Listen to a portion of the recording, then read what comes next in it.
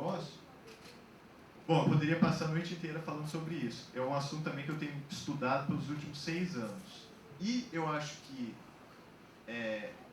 há uma falha de mercado grande hoje e há muitas empresas de mídia sendo punidas por essa falha de mercado, porque o que está acontecendo é que, por exemplo, o modelo one-stop shop de música não está funcionando da forma como se esperava. Então, por exemplo, você olha as grandes lojas de música que vendem todos os nichos de música no Brasil e no mundo, mesmo o iTunes, não decolou da forma como se esperava.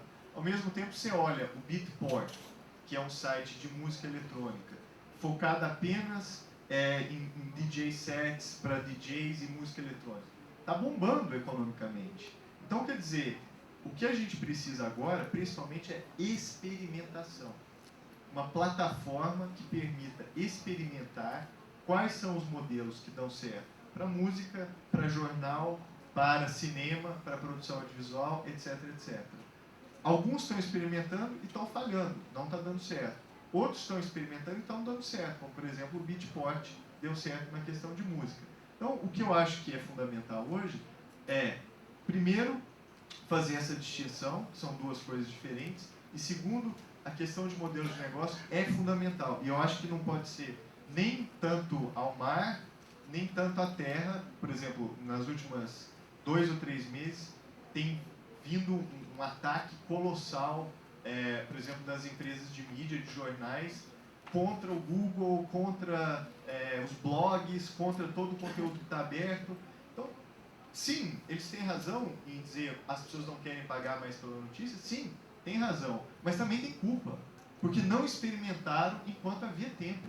É como se fosse lutar contra o terremoto de Lisboa, nas palavras do Voltaire. Você está vendo a coisa vir, você está vendo o dilúvio, o tempo fechando, está vindo a chuva, e você fala, não, beleza, eu estou aqui com o meu modelo de negócio, não preciso fazer nada, tudo que sempre foi vai continuar bem.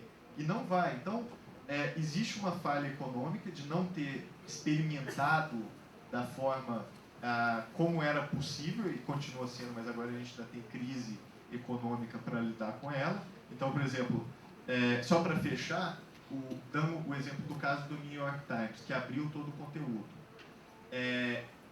E agora vem toda uma avalanche de críticas dizendo o New York Times abriu todo o seu conteúdo, ninguém precisa mais pagar, foi uma decisão errada. Não foi uma decisão errada, porque o New York Times abriu todo o conteúdo com uma conta racional muito clara, que era a seguinte: quanto eu vou ganhar de dinheiro com novos assinantes se o meu conteúdo for fechado? X.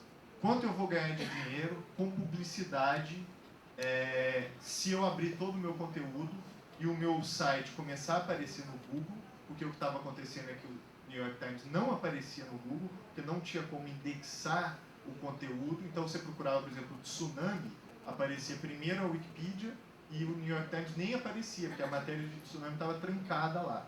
Então eles fizeram um cálculo muito racional e perceberam que ganhariam mais dinheiro se o conteúdo fosse aberto. Abriram o conteúdo, ganharam mais dinheiro do que ganhariam se tivesse mantido o sistema de subscription, de assinatura. O problema é que esse dinheiro, especialmente depois da crise financeira e o declínio da publicidade, não paga as contas do New York Times. Então, se ele tivesse mantido o regime de assinaturas, pagaria menos ainda a conta do New York Times. Como ele abriu para publicidade, paga um pouco mais, mas não paga todas. Então, esse eu acho que é o grande dilema. Just stop now, stop, because I think we know what the Creative Commons position is. We know that. But the problem is, Creative Commons over the last few years has not really given an alternative to the people who are into music. And the mantra has always been, and I've been to the presentation. No there is a mantra. If you go to the presentation of Lessig and Ito, the only things that you see is works from the amateurs, and the amateurs should not be punished, and so on and so on. Yeah, we never hear about the question, how are the professionals going to make money if they go for the Creative Commons license? What is your view? No, well, Tell us, all I'm please. saying is What I think it's that important. there is a very well, there is Sorry, a what I- mantra of free culture. Hurt, one second. that What I has think it's very- really important very is that Creative political- Commons is trying Yeah, to it do is a something. very specific That's the political point. agenda that Creative Commons is promoting, point especially is- the people.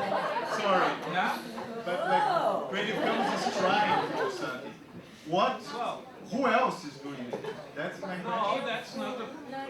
that's not the point.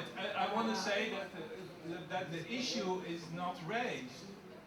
So the people who subscribe to the Creative Commons are just in trouble, but I'm not so sure about that. well, sorry, for me, Creative Commons is mainstream and it's the only solution. We are not going back. So we cannot go back to say, well, you know, maybe subscribe, go back to the recording companies, go back to your publishing house and so on. There is no way back. no way Yeah, for back. for That's the many point. people, for me not, and for other people. So we only have to go further, right?